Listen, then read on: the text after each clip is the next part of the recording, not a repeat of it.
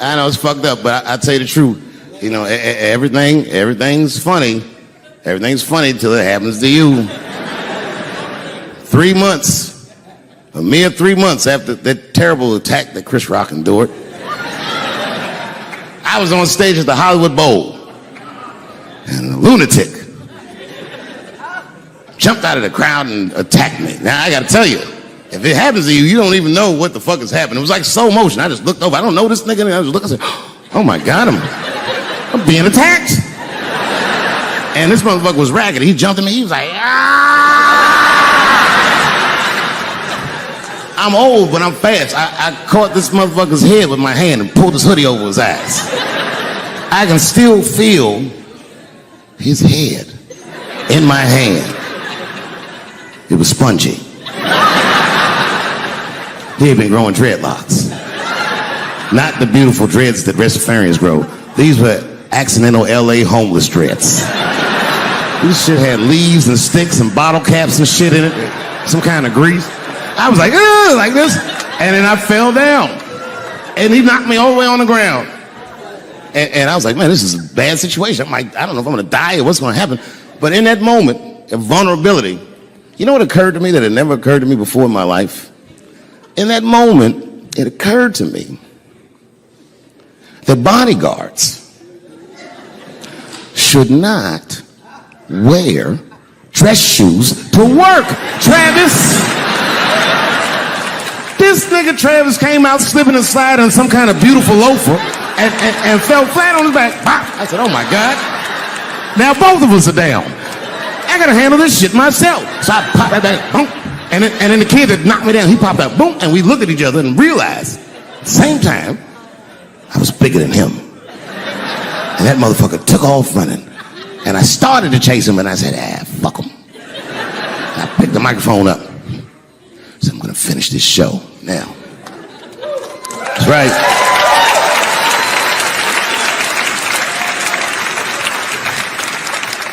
For 3 months before that, I'd been making fun of Chris Rock.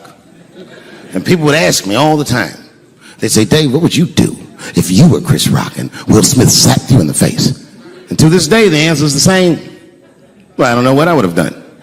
I've never been in a situation that extreme. But I do know now what Will Smith would not have done. And that is enjoy the rest of his evening. Man, listen. We gave that kid a good while. We was whooping his ass. Not we, I mean, I was on stage trying to think of a joke to tell, but they was beating this nigga up right behind me. Everybody could see it.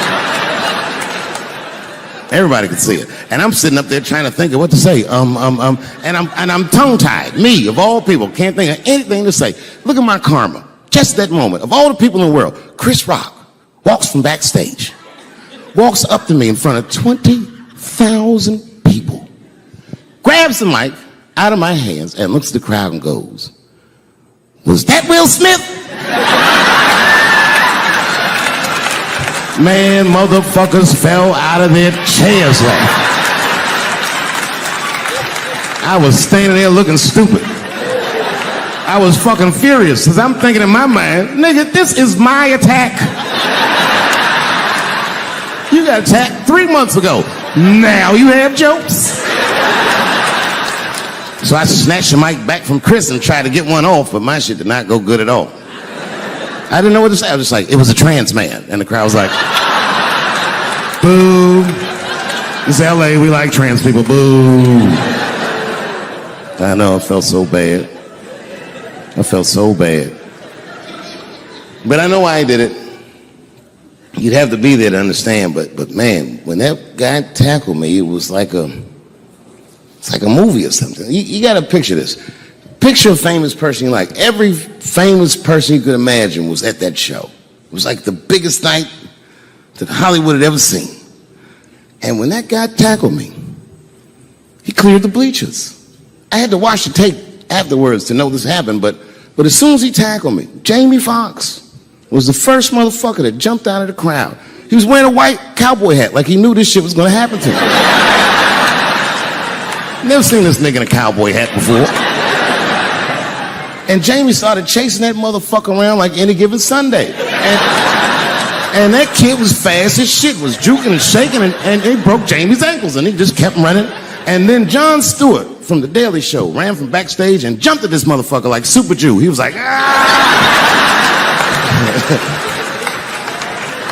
And the kid seen Jon coming, so he jumped back, and Jon went flying that way. And this kid was fast, and then he turned around. He sees the emergency exit. He starts running for the emergency exit. Just before he got to the door, motherfucking Puff Daddy from Bad Boy Records jumped in front of the door. That nigga was like,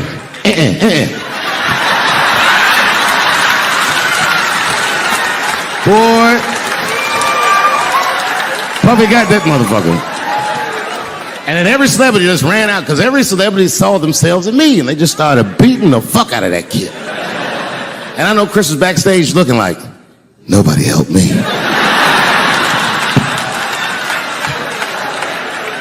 Everybody hates Chris.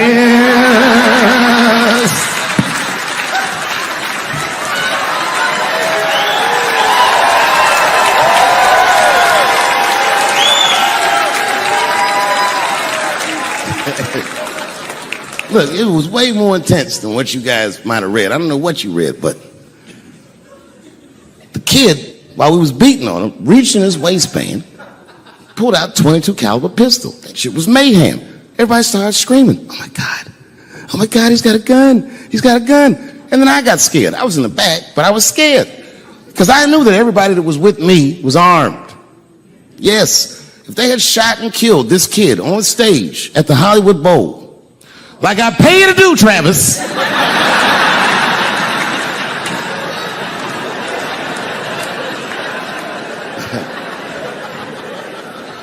but Travis G'd up. Travis wrestled the gun out of the kid's hand, and then he took it like this and tried to chamber the round, and he couldn't. So he pulled the trigger, and it wasn't a gun. A knife blade popped out of the front. I guess this kid was gonna stab me. Some scary shit. So the next night, even though I didn't have a show, I said, I gotta get right back on stage. And I went and did a show. And someone in the audience screamed out, Dave, what happened with the attack? And I didn't know there was journalists in the room.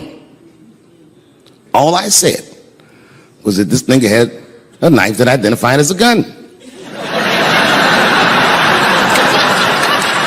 I got 6 more weeks of bad press for that joke. I didn't even do nothing to this nigga. That's not right.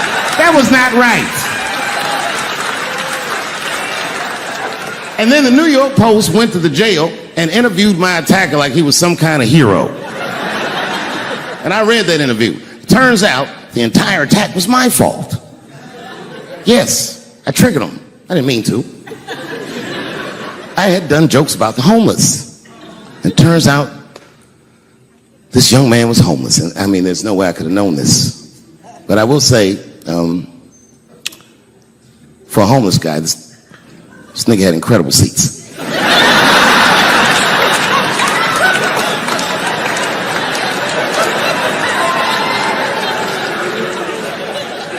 Oh, and they said I triggered him because I had done LBGTQ jokes, and it turns out this fellow was a B.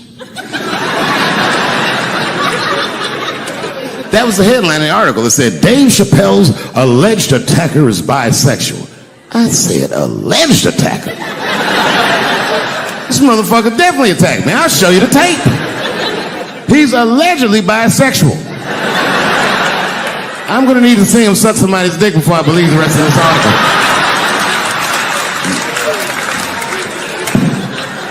I read that shit in the paper. I was horrified. I was like, oh, bisexual? I could have been.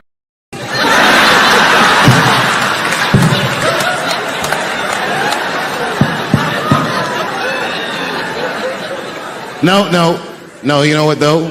It's not funny because after all that madness ensued, I went to the hotel room.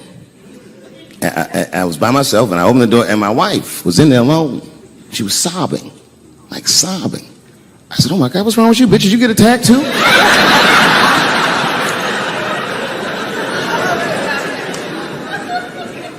And she's crying, and she said, oh my God, David. She said, if you had died tonight, me and the kids would have nothing.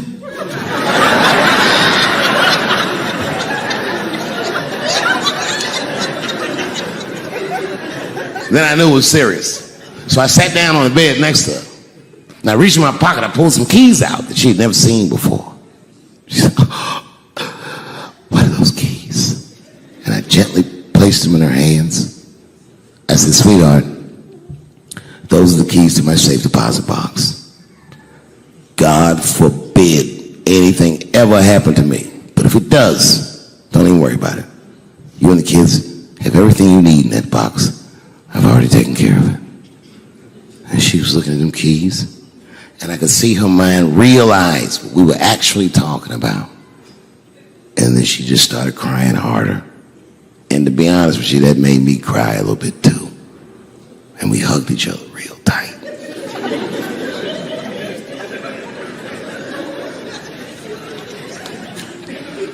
Do you know this bitch looked in the box while I'm alive and well? Who does that? Oh my God. And then she was mad at me. She said, God damn it, David, I opened that box. I said, you did? She said, yes, I did. And there was nothing in there.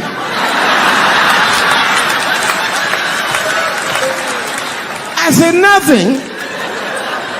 Oh. She said, nothing except your stupid joke book. I said, whoosh. I said, well, sweetie, look. If you tell those jokes exactly how they're written, you and the kids should be fine. They're really good jokes.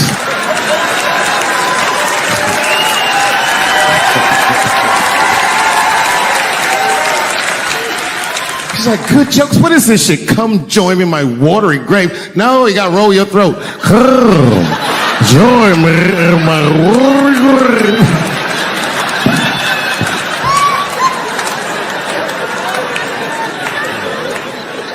Story. I started doing stand-up comedy when I was 14. I'll never forget the first time I was on stage. The guy that introduced me was a guy named J.T. Newton. I'm 47. I can close my eyes and remember the introduction like it was yesterday. It went like this. Ladies and gentlemen, this next young man coming to the stage is starting his comedy career tonight. Who knows? We may be witnessing the birth of a star. Please welcome David Chappelle.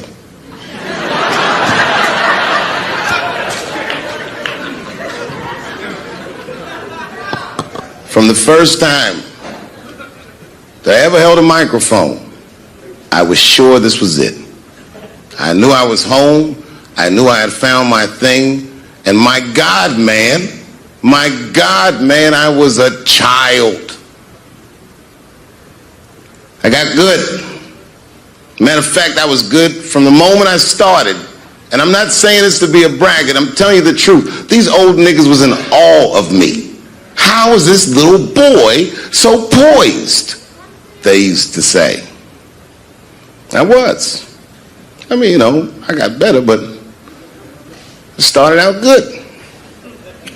About a year into it, when I was 15 years old, I had written a joke during the AIDS epidemic about having a Goodyear condom. Something, I don't even remember the joke. Something about an industrial strength condom by Goodyear. I just remember all the comedians really liked that joke. And there was an older comedian. And he came to me one night after the show, after he saw the joke, and he said, listen, I got an audition at another comedy club, and I was wondering, do you mind if I do that joke? I just want to borrow it. Now, I'm a kid. I don't know any better. I'm like, borrow it? Well, I guess, sure, if it'll help your career. I let him do the joke. And then weeks later, I was waiting to go on at a comedy club, and he went on before me, and he did the joke. And after the show, I pulled him aside and I said, hey, man, I don't mind you borrowing my jokes, but you got to give them back. He said, oh, I forgot to ask you. He goes, let me buy that joke from you for $50. And I said, man, I'd do it, but I'm just starting out. I need all the material I can get. The idea being that the more material I can accumulate, the faster I'll be able to make money for my work. I I said, I can't do it. I want my joke back. I'll never forget this. Remember, I was a 15-year-old child. This guy was a grown-ass man. He stood up over me so I could see how big he was. And he said to me, really? I can just take it. And he did.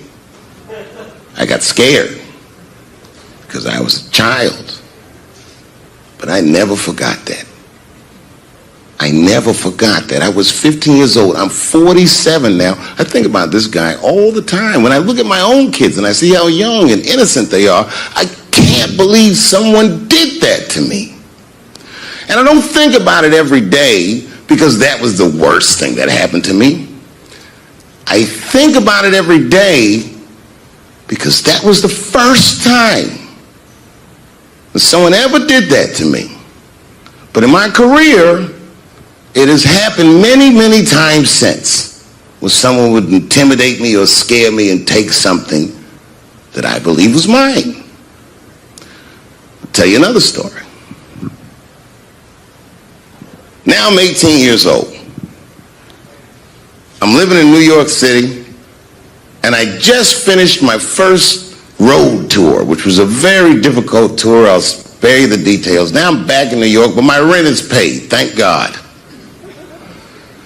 And I have $60 to my name, and a woman that I had met in Pittsburgh, a bad Dominican bitch,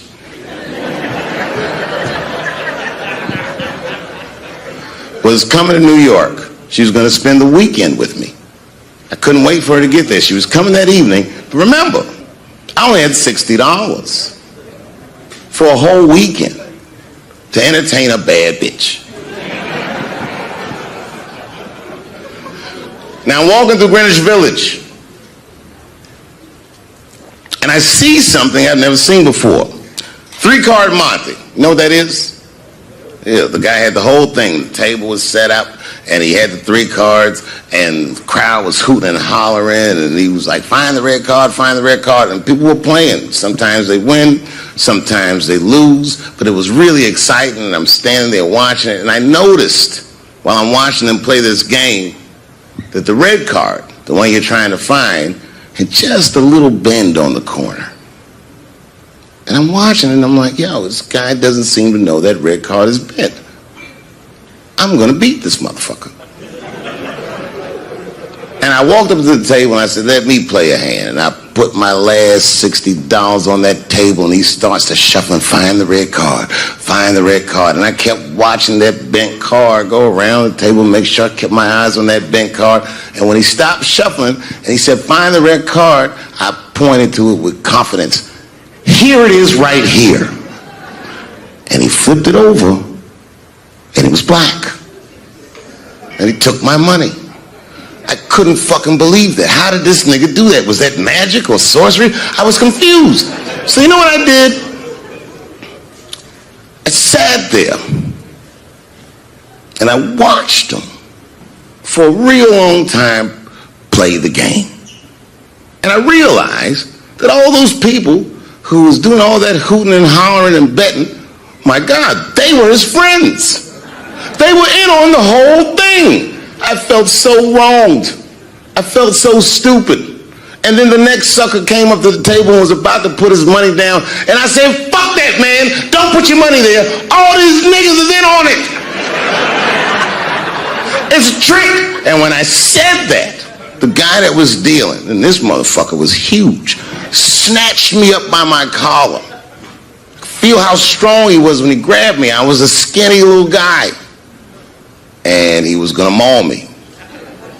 The only reason he didn't, I'm sure, is because he saw the fear in my face.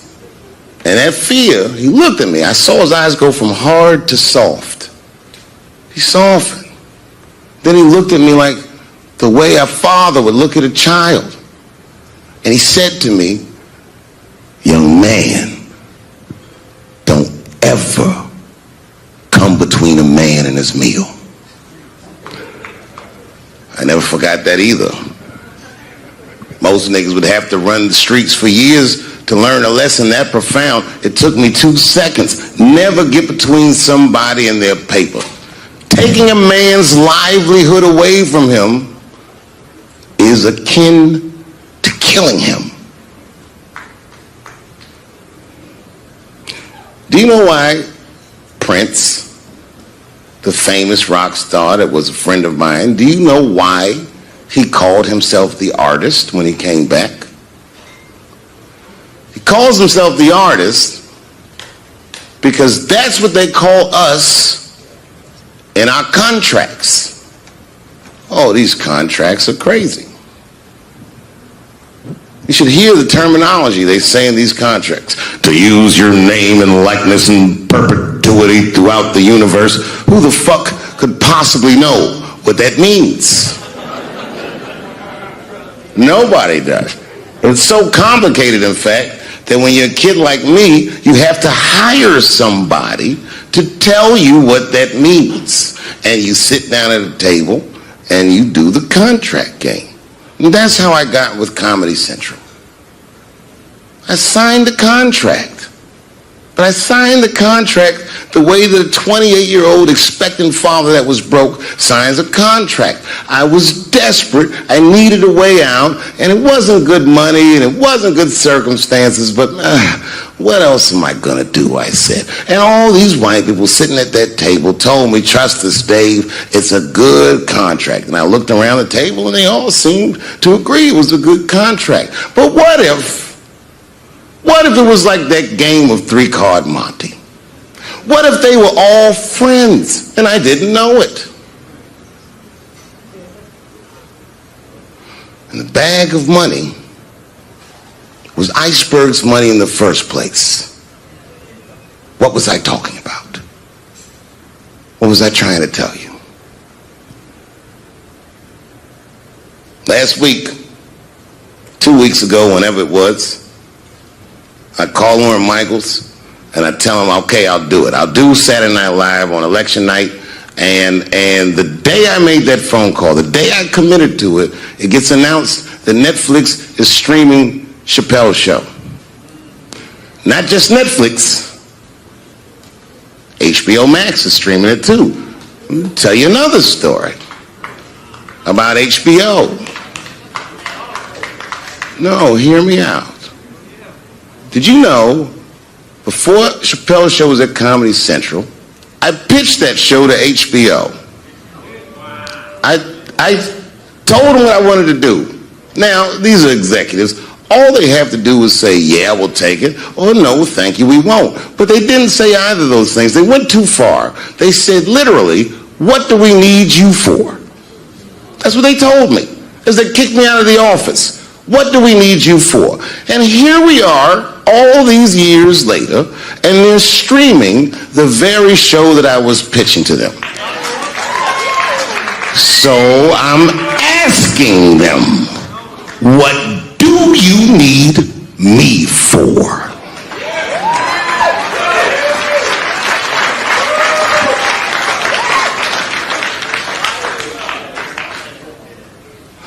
People think I made a lot of money for Chappelle's show. When I left that show, I never got paid. They didn't have to pay me because I signed the contract. But is that right? I found out that these people were streaming my work and they never had to ask me or they never had to tell me. Perfectly legal because I signed the contract. But is that right? I didn't think so either. That's why I like working for Netflix. I like working for Netflix because when all those bad things happened to me, that company didn't even exist.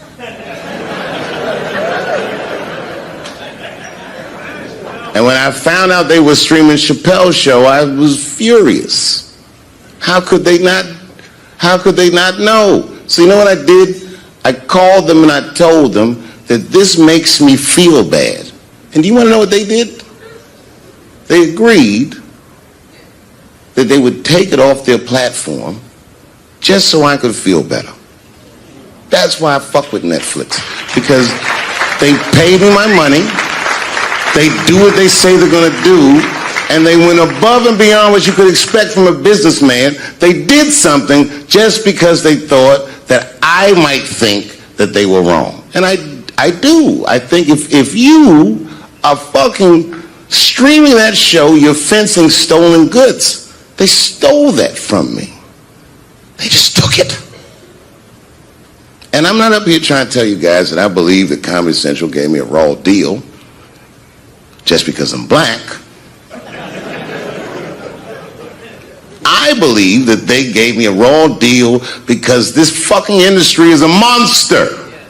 It's the same monster that these Me Too bitches was trying to tell you about. But they hate the monster for how it fucks. And I hate that monster for how it eats. But my God, man, it's the same monster. When I quit the show, all my friends would say, well, fuck them, Dave. Why don't you just do Chappelle's show at another network? Yeah.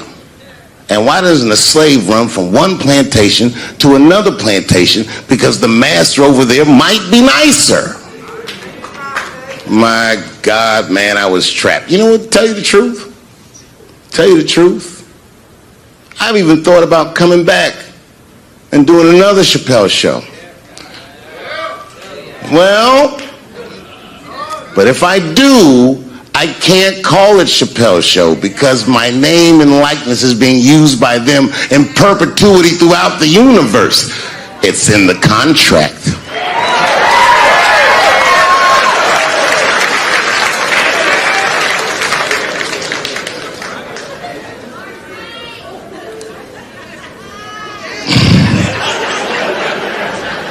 You're not supposed to do this in my business. I'm up here doing something that nobody else in this business has the balls to do. I'm telling you something that you need to know. I'm trying to explain to you what you're seeing. You don't understand what you're seeing. I am publicly flogging a network. And I know that this network niggas, they watching me and they saying, why are you doing this so publicly? Doesn't feel good to be flogged publicly. Oh, believe me, I know exactly how that feels. When I quit my show, they said I was crazy. What was crazy about it? I just didn't want to do it anymore. They said I smoked crack. That's impossible. I was a devout Muslim. I didn't smoke or drink. But I do now, bitch, because you ruined my fucking life. Now it's their turn. This is their first nigga lesson, and I'm honored to give it to them. They're gonna pay me for this show. I called my agent. I said, is there anything I can do about this show? And he said, no. Well, fuck you too then. If you want something done right, I guess you gotta do it yourself. So I'm not going to the agents. I'm coming to my real boss. I'm coming to you. I'm begging you, if you ever liked me, if you ever think there was anything worthwhile about me, I'm begging you, please don't watch that show. I'm not asking you to boycott any network. Boycott me. Boycott Chappelle's show. Do not watch it unless they pay me.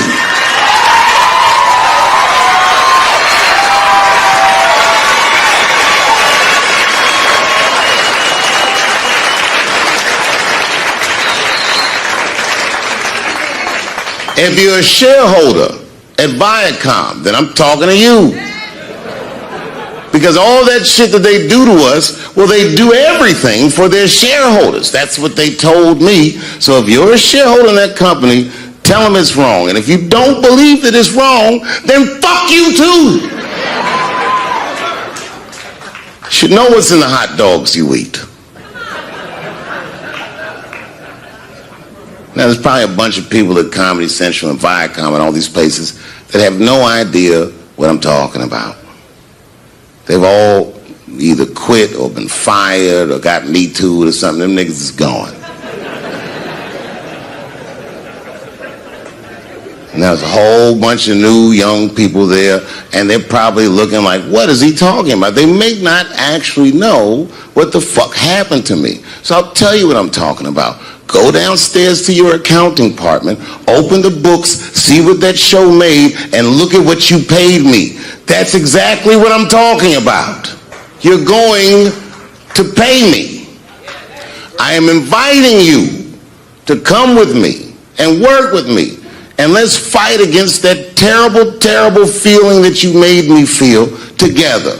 We can fight together and work this thing with Chappelle Show out. Or I can just take it. Dave Chappelle.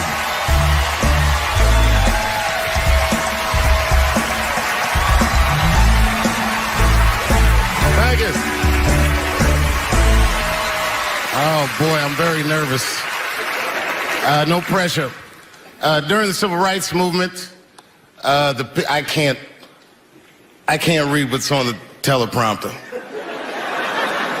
Some about black America and white America. There's black Americans and there's white Americans. We're all one America. So if you don't mind, this is not live, is it? I imagine whatever I say, you could just edit it out. Let's try it a few ways. Lou, are you in the booth? I am. All right, good. You know what, Lou? Let's just play around with it and see if we can get it right and get this clip package on, and then let me go home, all right? You got it. All right. Ready? All right, count me in. 5, 4, 3, 2, 1. Wu-Tang. I'm just with you, Lou. Let's do it again. We're going to do it again. We'll get it right. Here we go, Dave. 5, 4, 3, 2. You know, when I was a comedian starting out in Washington, D.C., right here in this city, 1988, I'll never forget this. It was a comedy club owner that banned profanity from his comedy club. He said it offended his audience, and this was a cause of major concern for all the comedians in the circuit. And we all called a meeting, and we had the owners come, and it was the club owners, and it was the comedians. It was the classic labor dispute.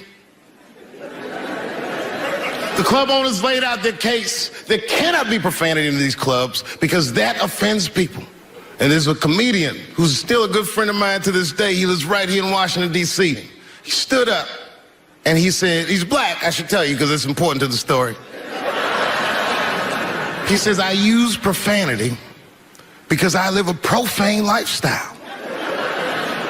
He says, I don't have an insect infestation in my house. I have roaches.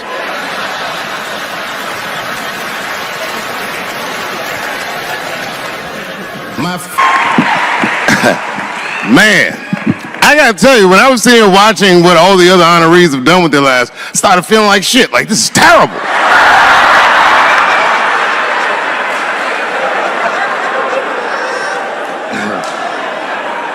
And then Bobo brought me up and started out good with that Ali picture, and then it just.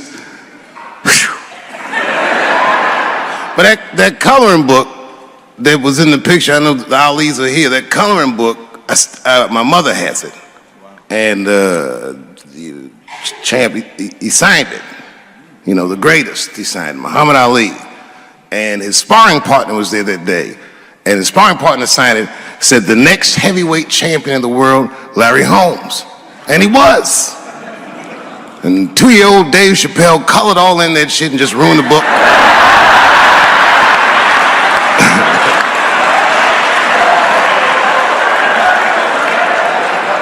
But I remember part of the book that I remember real vividly because I asked my mother about it when I was a kid. There's a part where there's a picture of Ali throwing his Olympic gold medal into the Ohio River. That's why it's so weird for me being here. You know, both my parents were very brilliant. My dad went to Brown in 1955. That's right. He told me at the time he was one of 3 black students. He said one of the guys got accused of a rape that he probably didn't commit.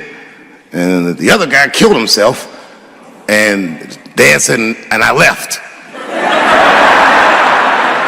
And see, that's what makes us Chappelle's great. We know when to quit.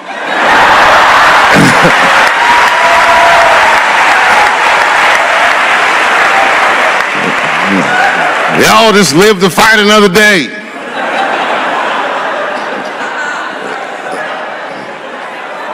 I gotta say, I'm very honored to be here, and I'm very honored to be here with the other honorees. Really, I'm like very humbled by you all, the work that you do, and you all make me want to be better. All of you.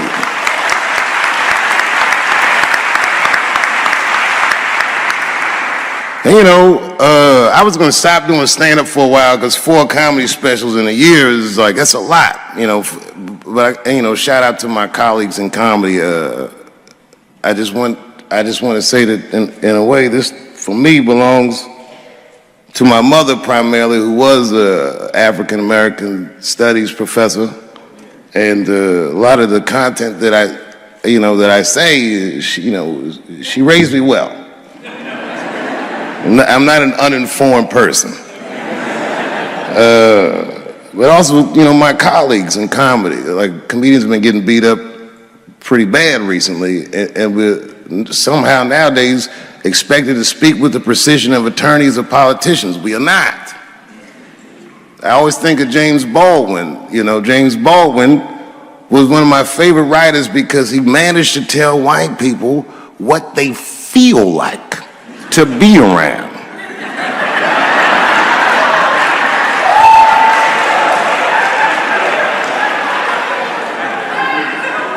So I ain't gonna hang up my gloves yet. I think I got one more special in me. So to quote Baldwin, God gave Noah the rainbow sign. There's no more water, it's the fire next time. Thank you very much. Boy, this comes as a complete surprise.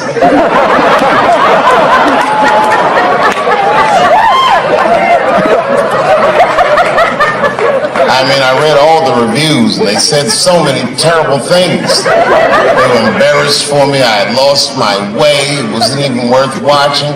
I hope all you critics learn from this. This is a teachable moment. Shut the fuck up forever.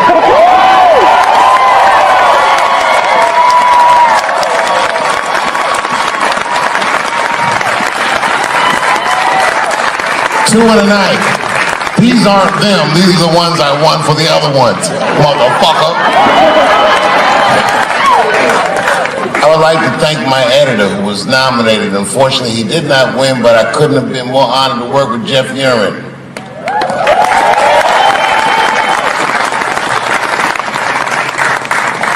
Stan Lathan has been directing television since 1968. Any show that I watched when I was growing up, he directed it. From Sesame Street to Sanford and Son to Good Times to Everything Black. And finally, you motherfuckers finally gave him an Emmy tonight. He deserves so much more, but I'm glad you came around.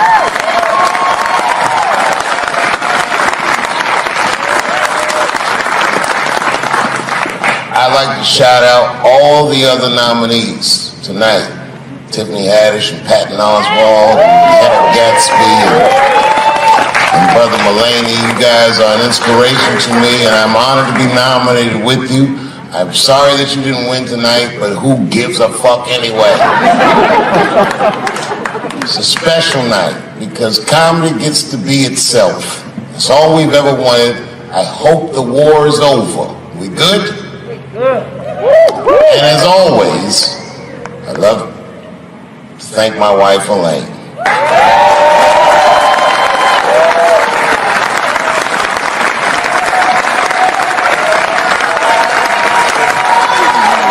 That's right. Elaine has been with me for the last 25 years and had to endure the pains of living with the greatest comedian ever. See you on Monday. Thank you very much. Thank you. Thank you. I like not knowing what's going to happen. I like making memories. Sometimes I do all this crazy shit around my colleagues just so that they can tell their friends I did it. But rather than talk about myself, just briefly, I want to just talk about my genre. Stand-up comedy is and incredibly American genre. I don't think any other country could produce this many comedians. And unbeknownst to many people in this audience, I don't think there's opinion that it exists in this country that is not represented in a comedy club by somebody. Each and every one of you has a champion in the room. We watch you guys fight, but when we're together, we talk it out. I know comics that are very racist, and I watch them on stage, and everyone's laughing, and I'm like, that motherfucker means that shit. Don't get mad at them, don't hate them. We go upstairs and have a beer, and sometimes I even appreciate the artistry that they paint their racist opinions with. Man, it's not that serious. The First Amendment is first for a reason. The Second Amendment is just in case the first one doesn't work out. We gotta let some air out of the ball, man. The country's getting a little tight. It doesn't feel like it's ever felt in my lifetime. So tonight, I am honored that my colleagues are here in comedy and in music.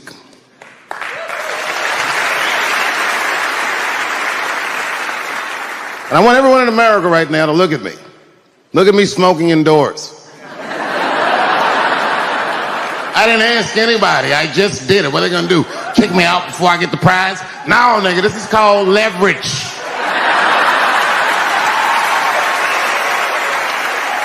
The thing that I liked best about tonight was that I saw so many people from different parts of my life, like friends that I grew up with here in DC, friends of mine from Ohio then and now, friends of mine from comedy clubs, all the fucking musicians that blew my mind. You guys have no idea how you inspired me. I want to give a special shout out to my OG, Tony Woods. Miles Davis has a quote.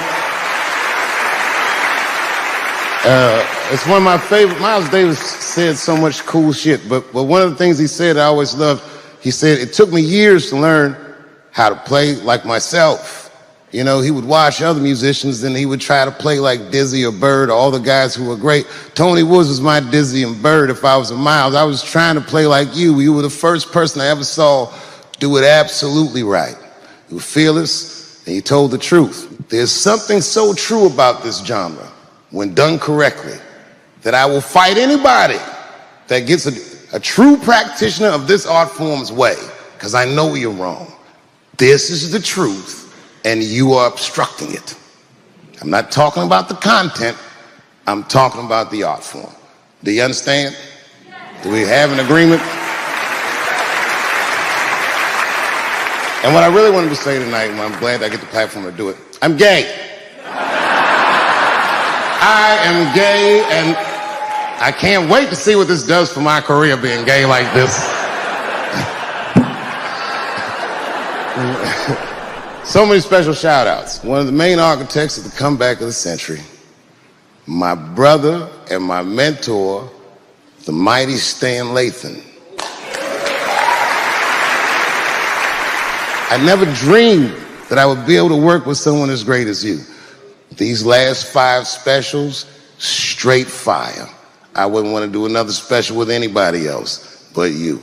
So eat your motherfucking vegetables and live as long as you can, because we doing a few more of these bitches. Neil Brennan, your speech made me cry, because it reminded me of all those hard days of work and all that money I never got for it. The other real special shout out I gotta make, because none of this would have been possible on any level without this person, is my mother. Mom.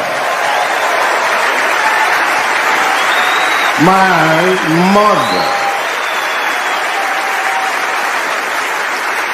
Mom. You have no idea what I put this woman through. If you had just given birth to me, that would have been more than enough. But the fact that she raised me and raised me well, we had a real oral tradition in our house. I knew the word griot when I was a little boy. A griot was a person in Africa who's charged with keeping the stories of the village everyone would tell a griot the stories and they would remember them all so that they could tell future generations. And when they got old, they'd tell them to someone else. And they say in Africa, when a griot dies, it's like a library was burnt down. And my mother used to tell me, before I ever thought about doing comedy, she said, you should be a griot.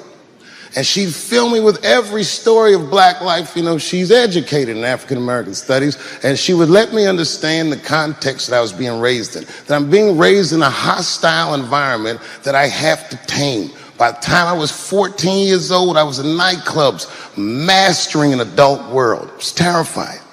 The crack epidemic was going on, and my mother would hear gunshots outside and be scared to death. Maybe it's my son. But early in my career, if you remember, Mom, you used to sit in the club with me. She'd do a full day of work. You'd be back there falling asleep, just waiting for me to go on. She would watch my show every night. Do you know how long that car ride is home?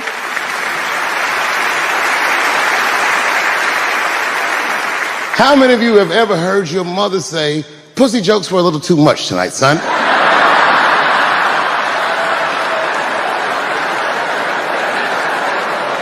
I was a soft kid. I was sensitive, I'd cry easy, and I would be scared to fist fight. And my mother used to tell me this thing, I don't even know if you remember, but you said this to me more than once. You said, son, sometimes you have to be a lion so you can be the lamb you really are. I talk this shit like a lion. I'm not afraid of any of you. When it comes word to word, I will gab with the best of them, just so I can chill and be me. And that's why I love my art form, because I understand every practitioner of it. Whether I agree with them or not, I know where they're coming from. They want to be heard. They got something to say. There's something they notice. They just want to be understood. Love this genre. It saved my life. So tonight, Mom, I would like to honor you in a very special way that I cannot do on my own. But because now I'm a man with great and influential friends, I'd like to ask my man Thundercat to come out on the stage. Thundercat, the Mighty Most Def. Washington, D.C., thank you very much for giving me a home and a place to start. Today is officially Dave Chappelle Day in Washington, D.C. The mayor declared it last night. So, in the future, on Dave Chappelle Day, I ask everyone who wishes to celebrate it to make one incredible memory for themselves and or somebody else. Thank you very much. Good night. Thank you. You know,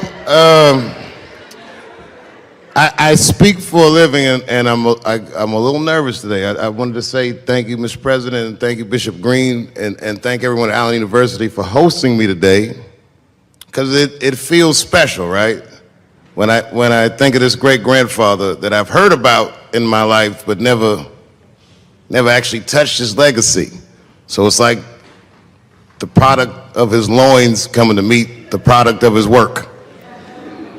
And it's an important day for me personally. And I know a lot of you guys are students, and I just want to tell you I'm the first person in my family to not go to college. And as the president has told you, I've done outstanding in spite of that.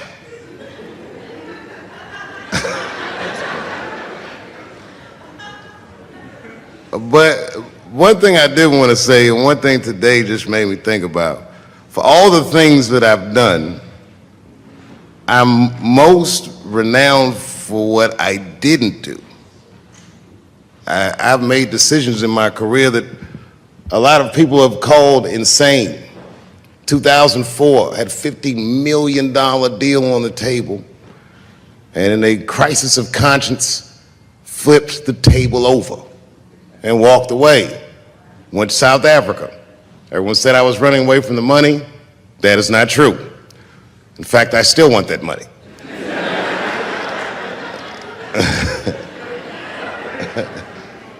The idea that I wanted to just share with you guys is the idea that sometimes you do what you think is best, whether anybody understands it or not. I heard a story about my father where someone told me he used to do statistics for a company in DC. The company he did statistics for started doing business with the South African government, so he quit his job. It's caused a lot of problems between him and his wife. It's hard for a man when he can't provide for his family the way he wants to, and he suffered through it. And a generation later, when I had my crisis of conscience, I was able to go to a free South Africa and get away from the heat. This idea that what you do in your lifetime informs the generations that comes after you is something I keep thinking about, something that is so much bigger than just ourselves. And today I'm standing in front of you guys, and I know you guys are like, oh, I know you're bored. But I see family of mine in the front row some who I've never met, and I just realize how all of us are connected.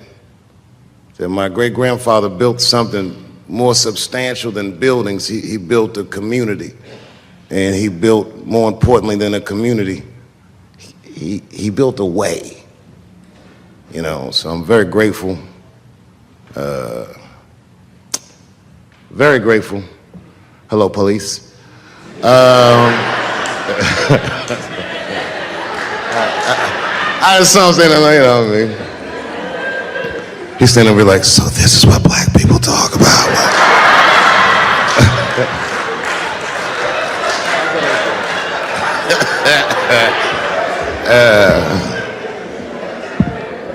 I just want you guys to remember, you know, that right now there's this thing where ethics aren't what they used to be. This idea that people are trying to replace the ideas of good and bad with better or worse. And that is incorrect. You gotta keep your ethics intact because good and bad is a compass that helps you find the way. And a person that only does what's better or worse is the easiest type of person to control. They are a mouse in a maze that just finds the cheese. But the one who knows about good and bad will realize that he's in a maze. So, that being said, I just hope that all of you guys transcend whatever you see as your obstacles, and that you live outstanding lives, and that you stay connected to your communities because you have so much power there, and that you grow your communities and you diversify your communities, and that you don't let anybody tell you you can't or to be afraid. It's okay to be afraid because you can't be brave or courageous without fear. The idea of being courageous is that even though you're scared, you just do the right thing anyway. So in 2004, I walked away from $50 million, and in November, I made a deal for $60 million. So,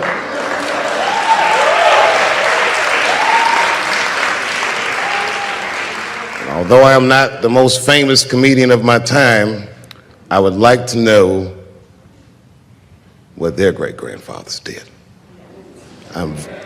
I'm very proud today.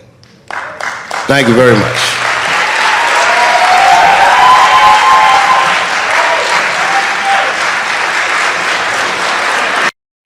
You know, when I was growing up, I was probably about 8 years old, and at the time, we were living in Silver Spring. Yeah. Yes. Common misconception about me in D.C. A lot of people think I'm from the hood. That's not true. But I never bothered to correct anybody because I wanted the streets to embrace me. As a matter of fact, I kept it up as a ruse. Like sometimes I'll hang out with rappers like Nas and them, and these motherfuckers will start talking about the projects. Yo, it was wild in the PJs, yo. And I'll be like, word, nigga, word. But I don't know. I have no idea. My parents did just well enough so that I could grow up poor around white people.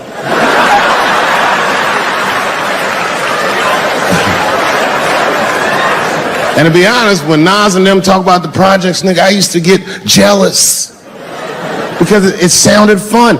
Everybody in the projects was poor, and that's fair.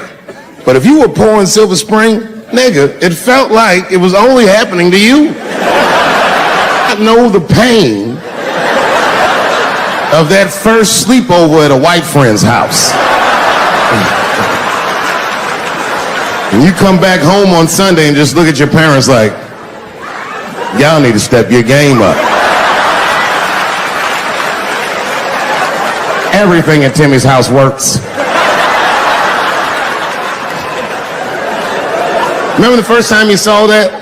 In the cold winter, and to be at a white friend's house and see the motherfuckers in their living room without their coats on?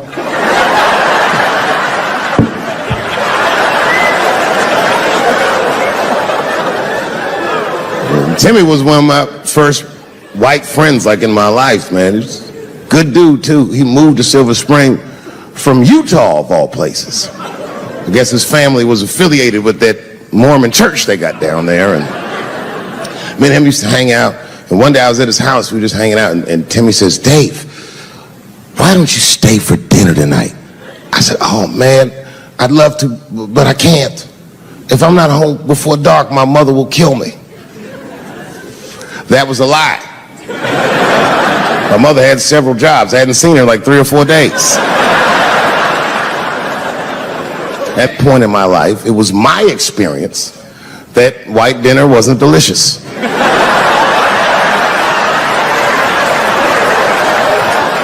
I'd rather go home and fry some bologna or some shit like that.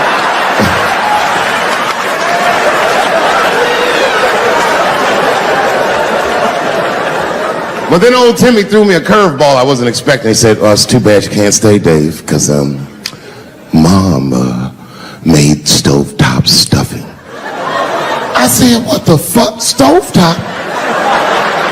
Well, hold on, nigga, let me make some phone calls real quick. I had seen that commercial so many times, I had dreamt of getting my hands on some of that stovetop stuffing. And finally, I met a motherfucker that actually had a box of stovetop in the house. I couldn't miss this opportunity, so I pretended to call my mother. And then I came back and I said, Timmy, you're not gonna believe this great news. Mom said I can stay. And he said, fantastic. He said, why don't you come with me and we'll help set the table and then we can say the blessing. I had no interest in setting this motherfucker's table or saying these crazy ass Mormon prayers. I just wanted that goddamn stuffing. My hands first. My plan was simple. Wash my hands slowly, and by the time I'm done, the table will be set, the blessing will be said, and all that there will be left to do is eat. Went to the bathroom. I washed my hands very slowly. I must have been in there for about 10 minutes. And suddenly, one of his mothers came to the door.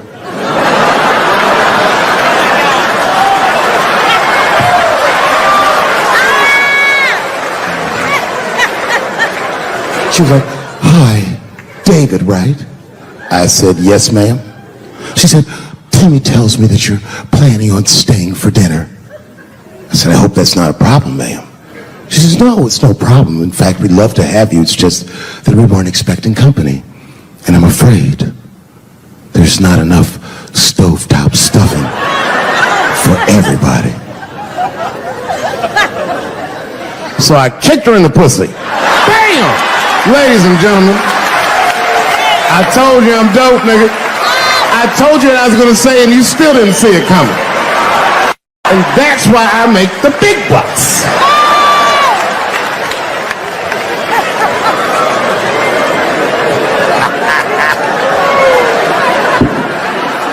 Oh my God.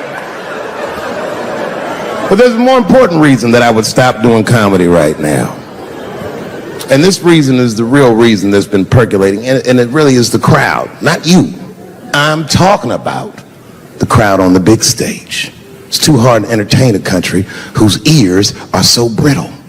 Motherfuckers are so sensitive, the whole country has turned into bitch-ass niggas.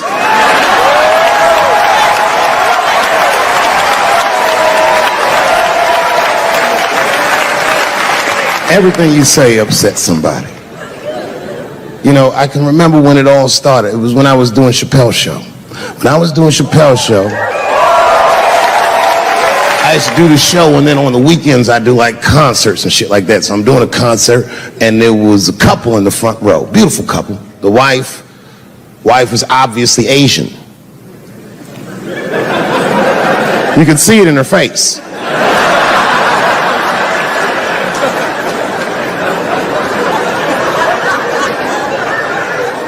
The husband, this motherfucker was mysterious, to say the least.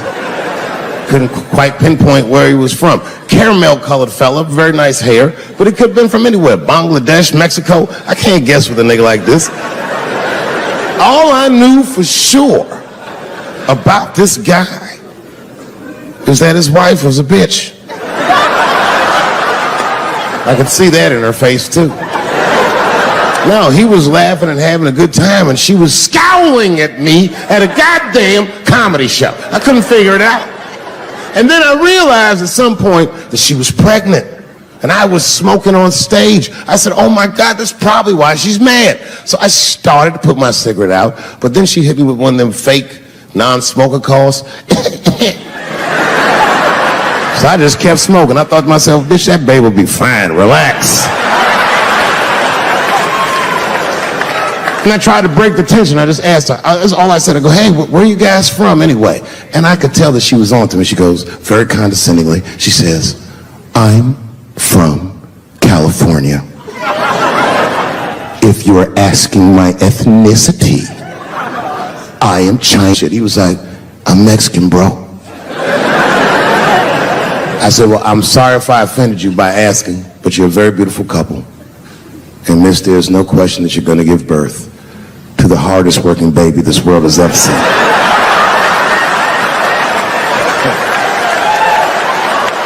That's not a bad joke. She got very upset. She got up to leave immediately, but she didn't just leave. She had to take one last dig at me on the way out. I will never buy one of your fucking DVDs again, Dave Chappelle. I said, ma'am, with all due respect, Chinese people don't buy DVDs.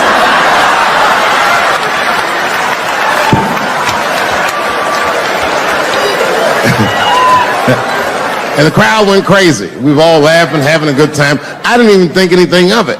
And then just 3 days later, this lady sends a fucking letter to my promoter telling him not to book me for shows anymore because I was, quote, racist, and I'm quoting her, insensitive to the nature of my interracial marriage. I was like, oh, word, bitch, I was.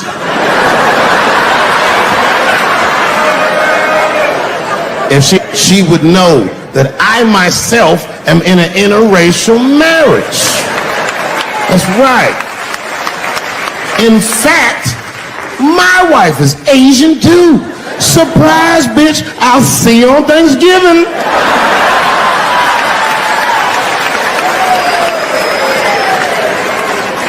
But my wife's not Chinese.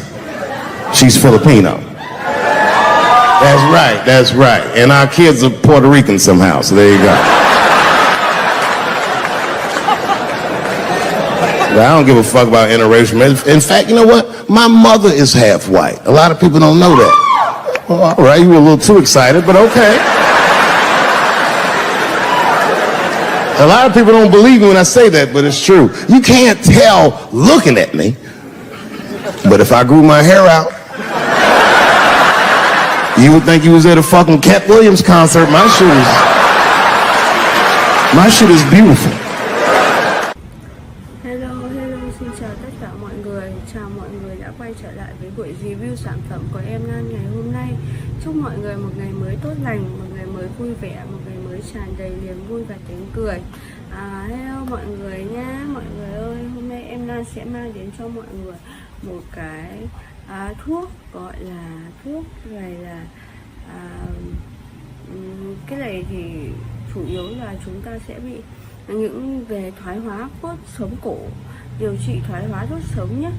Ví dụ đốt sống là gì? Là cái đốt sống dọc cái chiều lưng của chúng ta, thì ở một độ tuổi nào đó thì chúng ta rất dễ bị thoái hóa. Thế nên là hôm nay em sẽ review cho mọi người cái thuốc White Sun để là thuốc điều trị thoái hóa đốt sống cổ này, thoái hóa của mình nhé. Đây. Thì, cái này thì ở những cái bạn mà độ tuổi ví dụ như là ngoài 40, 50 ý, thì hay bị thoái hóa, hay là các ông bà 70 rồi, già rồi, có tuổi rồi thì sẽ sử dụng những cái dòng sản phẩm như thế này nhá. Thì thuốc White Sun là gì? Thì thuốc Oisan là gì? Thuốc Oisan có chứa hoạt chất perisol, trong đó thì epesol sẽ giúp làm giảm cơ vân và giãn mạch. Do thuốc có tác động lên hệ thần kinh trung ương và trên cơ mạch, cơ trơn mạch máu và cơ trơn mạch máu. Thế nên thì thuốc có hiệu quả điều trị ổn định. Đấy. Thuốc có hiệu quả điều trị ổn định trong việc cải thiện các triệu chứng có liên quan đến chức năng với chức tăng trương nhược cơ. Tăng trương nhược cơ do cắt đứt các vòng xoáy bệnh lý của sự co thắt cơ vân. Ngoài ra thì epesol có tác động chủ yếu lên tủy sống và làm tủy sống, làm giảm cảm giác, làm giảm các phản xạ tủy và gây giãn cơ vân do làm giảm sự nhạy cảm của thoi cơ thông qua hệ thống ly tâm gamma. Thêm vào đó thì thuốc giúp làm tăng tuần hoàn. Đấy. Do đó thì Oisan giúp cắt đứt vòng xoáy bệnh lý bao gồm co cơ, gây rối loạn tuần hoàn máu và sau đó thì gây đau và làm tăng thêm trương nhược cơ. Ngoài ra thì chống chỉ định của thuốc Oisan thì thuốc Oisan cải thiện các triệu chứng trương nhược cơ liên quan đến các bệnh sau như là hội chứng đốt sống cổ, viêm quanh khớp vai, đau cột sống thắt lưng. Ngoài ra thì thuốc còn giúp điều trị tình trạng liệt cứng liên quan đến những bệnh mạch máu não, tình trạng liệt cứng do tủy, thoái hóa đốt sống cổ hoặc các di chứng sau phẫu thuật bao gồm cả u não tủy, di chứng sau chấn thương tủy, tổn thương đầu. Đấy. Tình trạng xơ cứng cột bên teo cơ, bại não, thoái hóa tủy, bệnh mạch máu và các bệnh lý não tủy khác. Trường hợp không nên dùng thuốc Oisan là những trường hợp là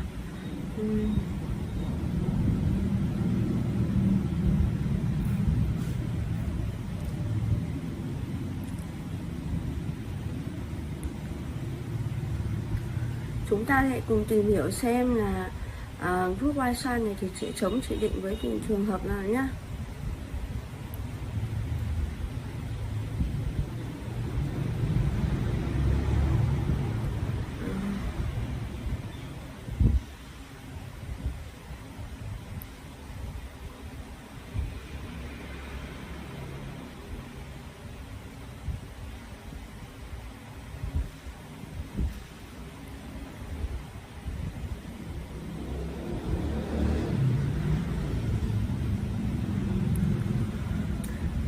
Dị ứng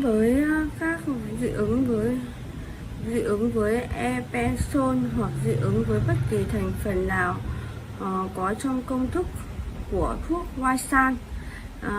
Dị ứng với epesol hoặc là bất cứ thành phần nào trong thuốc Oisan nhé. Hướng dẫn dùng thuốc Oisan.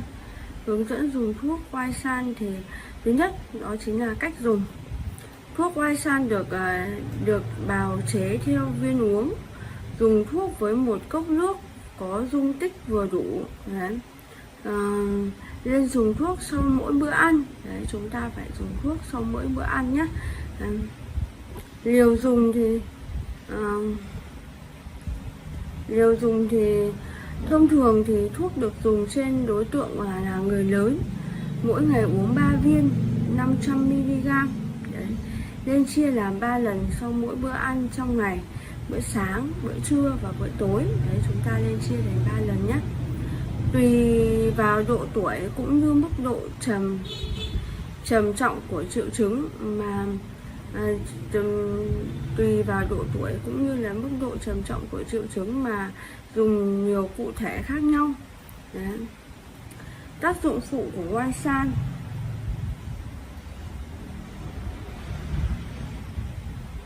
Tác dụng phụ của White San thì rối loạn chức năng gan, thận, số lượng hồng cầu hay chỉ số hemoglobin bất thường, phát ban, đấy là phát ban, xuất hiện các triệu chứng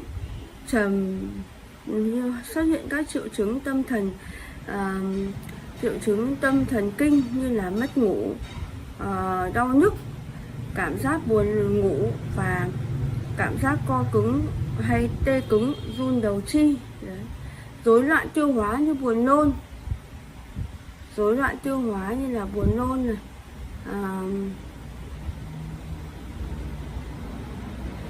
nôn, chán ăn, khô miệng, táo bón, tiêu chảy, đau bụng hoặc các triệu chứng rối loạn tiêu hóa khác. Ngoài ra thì thuốc còn gây ra các triệu chứng như rối loạn tiết niệu. Tương tác khi sử dụng White San đó chính là lưu ý có một số báo cáo đề cập đến tình trạng rối loạn điều tiết mắt xảy ra sau khi dùng đồng thời với ethanol capsulos với một số chất có cấu trúc tương tự như appendix hydroxy. Do đó thì cần lưu ý đến những trường hợp sử dụng thuốc này. Tốt nhất là không nên thông báo cho bác sĩ biết về tư vấn sử dụng thuốc hiệu quả hơn. Lưu ý khi sử dụng thuốc White San này thì lưu ý dùng thuốc White San trên các đối tượng bị yếu sức, chóng mặt hoặc buồn ngủ có thể xảy ra khi dùng thuốc. Phải ngưng dùng thuốc hoặc giảm liều khi bắt đầu có các dấu hiệu đầu tiên của các triệu chứng đó. Thận trọng khi dùng thuốc White San trên những bệnh nhân có rối loạn chức năng gan. Đối tượng sử dụng thuốc, những đối tượng sử dụng thuốc thì là phụ nữ có thai, vẫn chưa có đủ nghiên cứu. Đối tượng đặc biệt khi sử dụng thuốc thì vẫn chưa có đủ nghiên cứu đánh giá sự an toàn của thuốc trong thời kỳ mang thai. Do đó chỉ nên sử dụng thuốc White San này cho các bệnh nhân phụ nữ hoặc phụ nữ nghi ngờ có thai nếu có kết quả điều trị. Mong đợi thì thuốc có giá trị bất cứ nguy cơ nào có hại đối với thai nhi. Đấy. Phụ nữ đang cho con bú thì trường hợp nếu cần thiết phải dùng thuốc thì mẹ phải ngưng cho con bú. Lái xe và vận hành máy móc, thuốc White San có thể có tác dụng phụ trên thần kinh trung ương như đau đầu, chóng mặt, người yếu. Do đó thì bệnh nhân không nên lái xe hoặc điều khiển máy móc khi chúng ta đang dùng thuốc. Dùng ngay sau khi nhớ ra liều tiếp theo, nếu mà chúng ta quên dùng thuốc ấy, nếu liều đã quên kể với kế tiếp với cái liều tiếp theo ấy thì bỏ qua liều đã quên và dùng theo đúng lịch trình dùng thuốc, không nên dùng liều gấp đôi với mục đích bù vào liều đã quên. Đấy là những cái mà thuốc White San này của chúng ta nhé. Bye bye.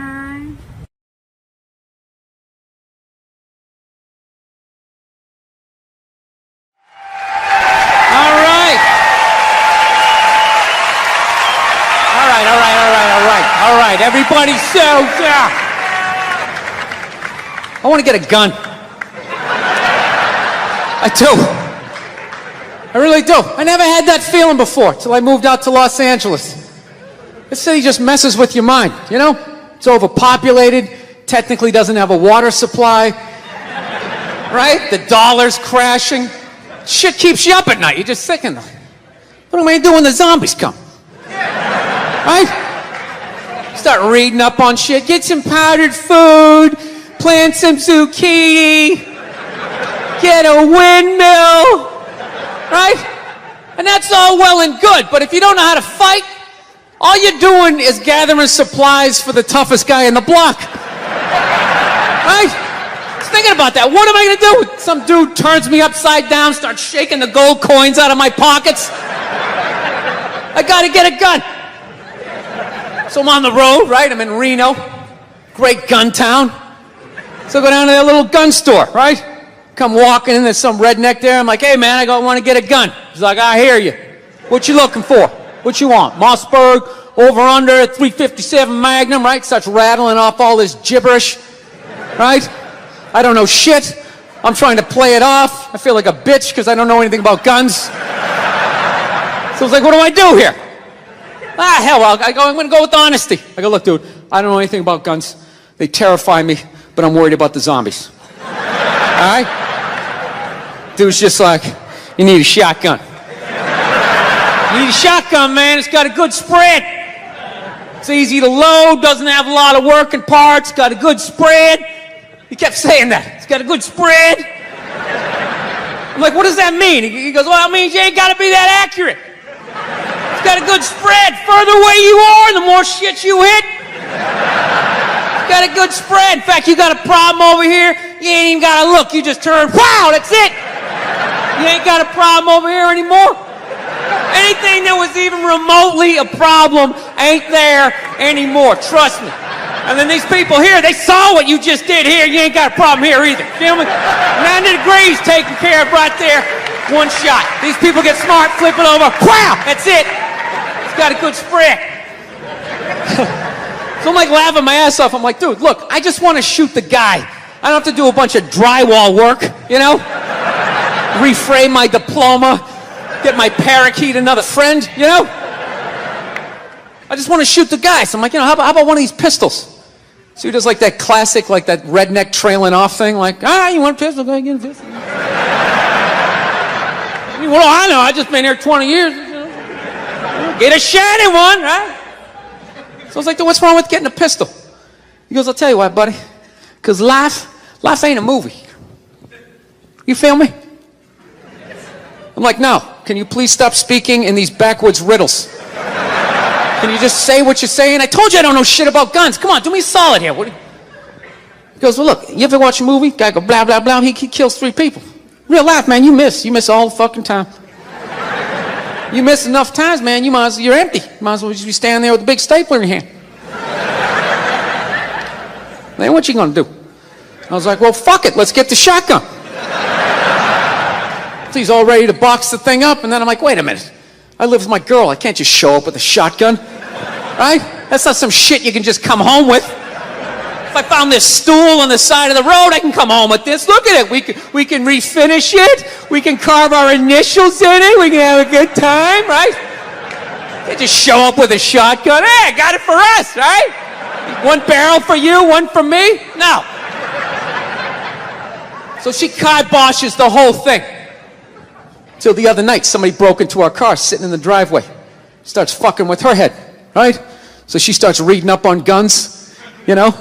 She's reading too much, because now she wants to get one, but she's just like, well, I heard you got to keep the bullets in the safe, keep the stock in the garage. And then what? I run around the house and assemble it. There's some dudes chasing me with an axe. You know, even thinking this thing through, sweetheart. Just running around. Where's the scope? It's in the living room. He's in the living room. No, we're getting this thing. I want that fucking thing loaded right on the bedroom wall, right there. I'll put that thing on my jam sleeves, just like that. There's no other point. That's funny though when you talk about getting a gun. You know, people like they either totally for it or completely against it. You know, they either go nuts and start screaming, right? Or they start throwing out those stats. Yeah, actually, you increase your chances of getting shot by 80% the second you get a gun in the house. Really? What, because I'm going to load it and shower with it? Like, The fuck? I know it's dangerous. You get a pool in your backyard, you immediately increase your odds of drowning in your backyard, right? You couldn't do that before, now you step on a rake, in you go. No, I'm telling you, I don't buy into any of that shit. Stats are so fucking stupid, you know? Not that they're stupid, it's the way people apply them. You already have your mind made up, and then you go to I'mRight.com, and you start memorizing a bunch of shit, and then you just throw it up at people. This guy tried to get me to go scuba diving. I go, I'm not going, I don't want to get eaten by a shark. He's like, well, actually, 90% of shark attacks actually happen in shallow water. It's like, no shit, that's where the people are. It's called the beach. 90% of people are frolicking along the coastline. It's like there's people swimming to Europe. Let's go to Iceland, you pussies! Right? I don't know.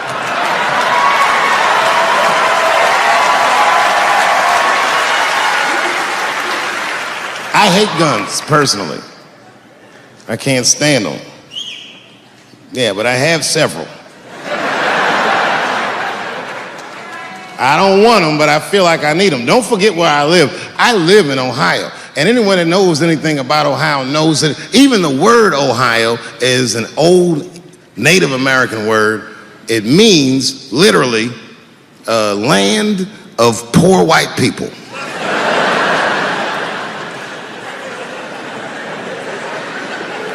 And I don't know what's going on down here, but in my experience, poor white people love, and I mean they fucking love, heroin. They can't seem to get enough of it. I didn't even know what I was looking at first. I was just driving like, why are all these white people so sleepy out here? These things.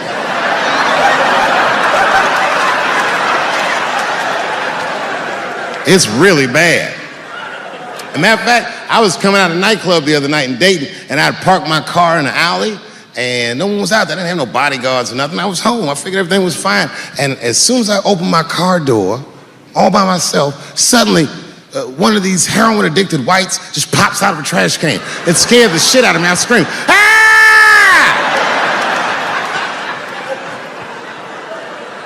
And then I realized it was a woman. She was fucked up. She's like, "Hey, man, relax, okay? I'm sick, all right? I need some drugs, man. Please, I'll suck your dick for $5, man." I was like, ugh. 2.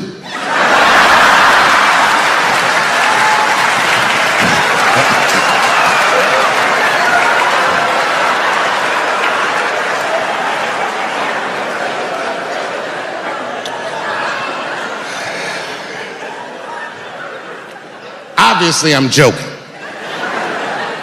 This opioid crisis is a crisis. I see it every day. It's as bad as they say. It's ruining lives. It's destroying families. Sadly, you know what it reminds me of, seeing it? It reminds me of us. These white folks look exactly like us during the crack epidemic. You know, it's really crazy to see. And all this shit they talk about on the news about how divided the nation is, I don't believe it. I feel like nowadays we're getting a real good look at each other. It's wild because I even have insight into how the white community must have felt watching the black community go through the scourge of crack. Because I don't care either. Hang in there, whites. Just say no. What's so hard about that?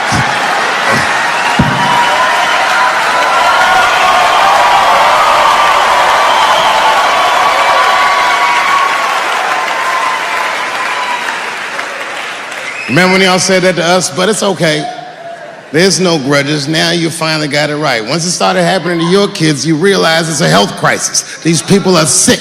They are not criminals. They are sick.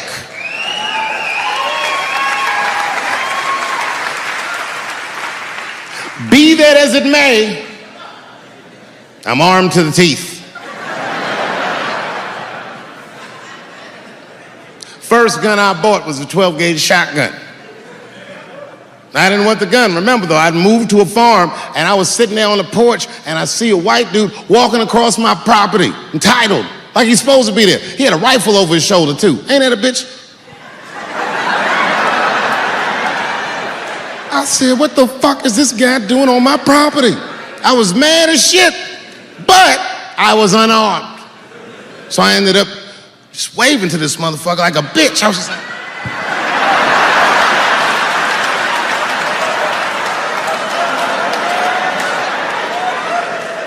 and as soon as he got far enough away, I ran to my car and sped to Kmart. This is in a rural white area. And remember, I was nervous because the guy was on my property. I'm black and I was sweaty. You know what I mean? And I ran to the gun counter, black and sweaty, sweating and black. And I looked up at the nigga, I was like, I look like a slave or something. I said, I need a gun immediately, like that. Just like that. The guy didn't answer, no questions. He just grabbed a 12-gauge shotgun, handed it to me. I'd never even held a gun before. I'm not a dummy. I'm like, well, I need some bullets too. And the guy reached under the counter, put 2 box shells on the counter. He said, all right, buddy, which box do you want? And I didn't know. One box had a picture of some ducks on it. The other box had a picture of some deer. I said, well, what's that box with them ducks? He said, oh, that there's birdshot. And then he goes just like this, I'm not exaggerating, he goes, that won't kill a man.